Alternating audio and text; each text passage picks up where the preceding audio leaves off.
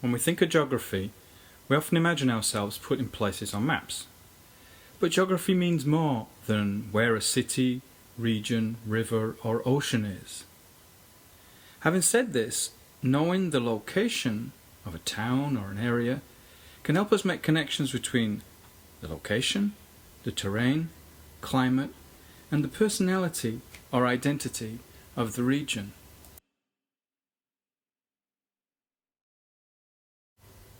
When we talk about the geography of France, it is important to be able to locate places on a map of France.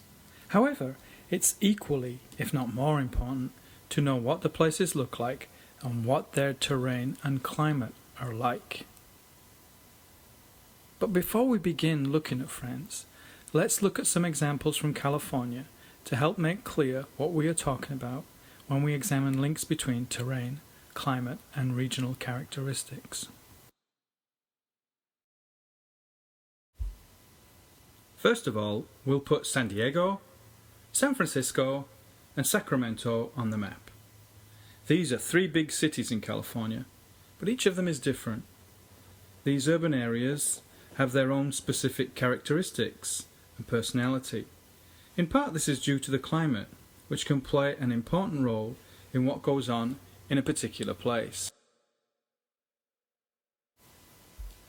San Diego's Mediterranean-type climate give it warm, dry summers and mild winters with some rain. San Diego has an average of 201 days above 70 degrees Fahrenheit, and temperatures vary little throughout the year, and summer lasts from May to October.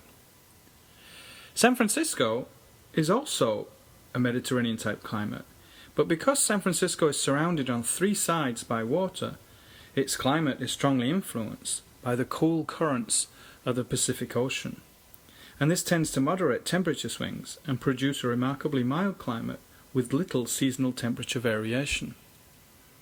On the other hand, Sacramento has long hot summers with long dry periods and can have wet and foggy winters. So even though these three places are in the same state, their climates are quite different. So on any given summer's day, you're likely to be doing different things depending upon which place you're in. If you're in Sacramento, you may go to the mall or to the movie theater because those places stay cool. Or else you go to the river to go rafting. Or maybe you go to the lake like I used to do and go water skiing. Meanwhile in San Francisco, people might be wearing coats and fleeces to stay warm because it's foggy and the cloud cover's holding the temperature down, and it's damp by the ocean in San Francisco. Then again, if you're in San Diego, you might have your surfboard under your arm and you're heading for the beach, or else you're enjoying a relaxing stroll along the cliff tops overlooking the ocean. These are just some simple examples of how climate in a particular place influences the lifestyle and habits of the people. And over time, these activities become part of the identity, the personality of the particular area. Certain places come to be known for certain types of activities. Terrain in these three places is different too, and this has led to different socio-economic foundations. San Diego's huge bay and access to the Pacific Ocean have made it one of the world's biggest naval ports. San Francisco's famous piers used to be the backbone of the West Coast's largest and busiest seaport, but the arrival of container shipping made the piers obsolete as loading zones, and most commercial berths moved to the port of Oakland, and San Francisco's piers and waterfront became part of its tourist industry. Sacramento is also on the water, being at the confluence of the American and Sacramento rivers.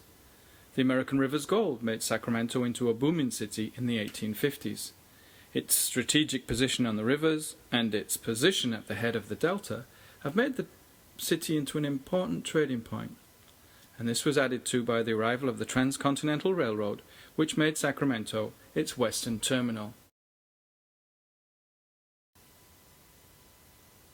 So as we can see, geographic factors like climate and terrain help determine the characteristics of a particular place. They give it a particular personality, because certain things happen there that don't happen in other places, and we'll take that into account as we begin our journey to investigate French culture and French geography.